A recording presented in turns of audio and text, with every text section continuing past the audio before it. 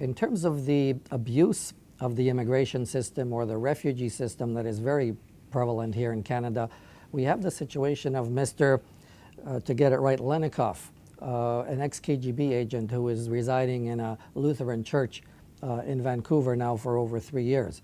Could you tell us what the future is of, what the future resolution of this issue may be? Well, Yuri, normally I'm in a difficult position. I can't talk about usually individual cases because of the Privacy Act. Having said that, I think pretty much all of the details of Mr. Lennikov's case are in the public domain because he's gone to the court.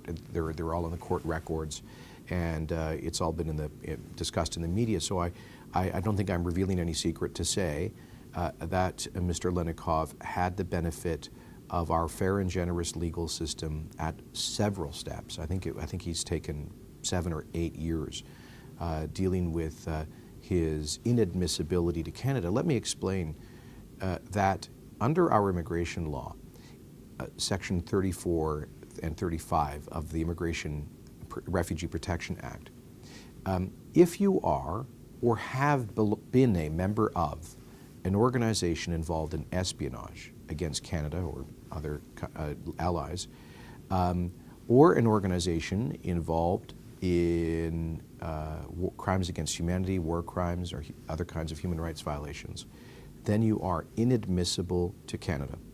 And when you come into the country, there's an expectation that if you did belong to such an organization, you disclose it. On our visa forms, we ask some of these questions. It's clear from the legal record that Mr. Lennikov did not disclose, when he came to Canada as a student, his former membership in the KGB. The historical record is clear. Not only was the KGB an espionage organization, membership in which renders one inadmissible to Canada, but the KGB was also an organization responsible for many of the worst crimes in modern history. An organization that was the pointy tip of the spear of oppression and crimes against the people of the Soviet republics, and which was responsible for many crimes committed in other parts of the world outside, beyond the Iron Curtain. Anyone who was a member of the KGB knew what they were getting into. And yes, it's true that maybe some people were pressured into joining that organization, but it's also true that maybe some people were pressured into committing crimes during the Nazi regime. Following orders is not an excuse, joining an organization that's involved in espionage against Canada and the perpetration of crimes against humanity.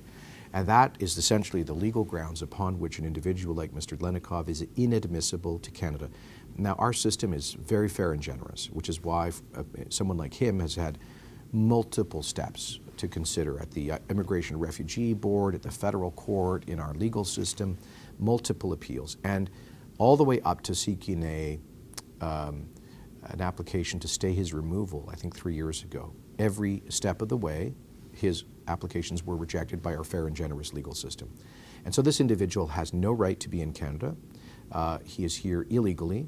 He is inadmissible. He must leave.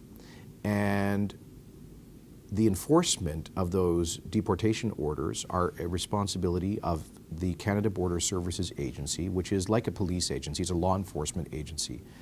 I, as a elected official, as a politician, cannot interfere in the direct operational decisions of a law enforcement agency. We trust organizations like the CBSA and the RCMP to do their job and to remove people that are inadmissible from Canada. I can't really comment much beyond that. I think we know the circumstances of where this individual is living. And I have to trust that the CBSA will do their job in the fullness of time.